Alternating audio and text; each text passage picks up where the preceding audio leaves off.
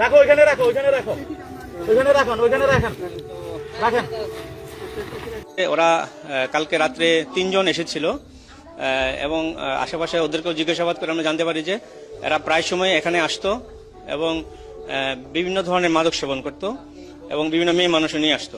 তো এই ধরনের অপকর্মে ওরা জড়িত ছিল এবং ওদের আমাদের কাছে আপনার ভিতরে যে গুলি করেছে এটার কার্তুজ রয়েছে, পড়ে আছে এবং যেটা আমাদের কাছে তথ্য যে ওদের ইন্টারনাল কোন্দলের কারণেই এই ঘটনাটা ঘটেছে।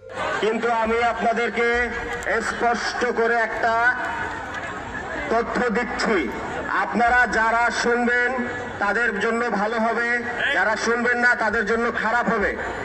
পরবর্তীতে এই নারায়ণগঞ্জের চাষারা মোড়ে যদি কোনো রকম কোনো অবৈধ সমাবেশ, রাস্তা ব্লক ইত্যাদি কোনো কিছু হয়ে থাকে তাহলে আইনের আপনারা চরম পরিস্থিতি দেখতে পারবেন। সামনে ইলেকশন, আমি চাই না আপনাদের পরিবারগুলার সমস্যা হোক। এই যারা আজকে সারাদিন এই যে রাস্তা অবৈধ সমাবেশ করতেছেন সবাইকে গ্রেফতার করার দাবি রাখে।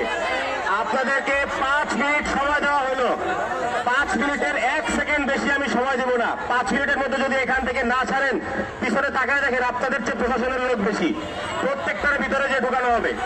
সময় শুরু এখন, আপনারা সবাই চলে যান। শুরু।